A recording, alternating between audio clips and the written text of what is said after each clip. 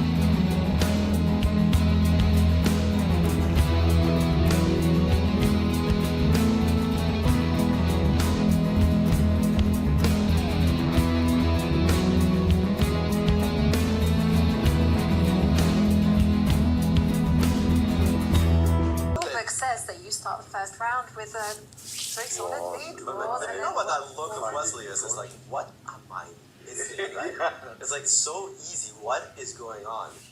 Tiredness. You know, these players have been playing a lot of chess. Could tiredness be? Well, and don't forget they are playing in Croatia, so jet lag, especially for a player like Liren. I don't think might be coming from Norway. Yeah, I I think mean, it's possible that he went back to China. I actually don't know. I'll try to figure out for the future rounds. Right. But it would make sense for a lot of these players to stay in Europe. I know that Fabi stayed in Europe instead of coming back to America between Norway and Croatia. Yeah. That's Good how- point. Good point. And But could it also be this time control, this unusual time control delay? I mean, no it question, just- the players will get adjusted to this new time control, and for sure the first round jitters and everything else. But we're not seeing blunders in time trouble though. No. We're seeing just Somebody getting outplayed, Yes. and clearly this is what happened to Ding, Liren in this game. I mean, Maurice is sitting there, shaking his head. Why do I have to pick last? I always get to pick last. You guys have always got. He came up with Ding Liren, who I thought was actually a very brilliant dark Yes. horse choice until this game actually I happened. picked right? Anish. Oh, no, it's very bad. And it's very uncharacteristic of these players. Anish known for a lot of solid performances. Yes. But, Ding Liren is even more solid than Anish is. I think his drawing percentage is actually even higher than Anish is. He very rarely loses, much less losing like this. Exactly. And it's kind of a weird day for Anish Giri and Ding Liren to both lose, and to lose in such Okay, fashion. is there any tricks and traps? I'm just No. thinking bishop takes f3. I was actually thinking, I'll just jump in, sorry Yeah, to jump in, knight take g4, that was the tempo that Yeah. That just Alejandro was talking about, takes, and even if you take my queen, check this out, two Exactly. bishops, monster bishops, which are really, really fine, and a rook versus queen. I mean, this is so smooth. I mean, white doesn't even, all white's moves come a la tempo easily. I was wondering whether I could get it in another way. Sorry. So I was wondering. if I also I have to point out that bishop if you takes- take on g4 and you take on g4, you don't really need to give up any material. I know. That's I know. I was true. just Okay, but it's just, Like you bishop can. takes f3, I thought- rook takes f3. and now knight takes. Knight e. 95 you can play. 95 is the move I was thinking. Yeah, then you can take on e5, and we have a very similar situation, except I still have my pawn alive. Rook to c2, and I'll play like rook d1, for example. And we're we back have- to two bishops and a rook versus a queen, and it's really no contest when the king is so safe. White's king, unfortunately, is in a nicely cocooned, lots of protection. And that is what we're going for. He did take on f3, rook He did takes take f3, f3. 95. So This one actually does force white to give up a little bit of material back, but I don't care about giving up this no. We're winning. The bishops is just so But also powerful. there's pawns as well as, I'm just thinking the pawn on d5 is very weak. Exactly. As e4 is, This pawn on b5 is weak. So sorry, just to continue like this, and what Jovi is saying is like, oh my goodness, this pawn structure is ready to collapse as white will play bishop g2, and Actually, there's not even a good square for the queen on the board. Like, I can always kick it out. well, with bishop h3. Bishop h3, and if you go to e4, I'll go rook e3. Yep. I want to start mating you with e6. Or I can pick up your pawns. I don't care. This feels like a pile-on. Yeah, it's I ridiculous. mean, all of white's pieces are actually working really, really nicely whenever you capture. You just recapture with the rook. yes. And again, the bishops, after a move like e6, are going to expose the black king. Yeah, that So was a disaster. one of the things, and I think it's a fair criticism about chess, and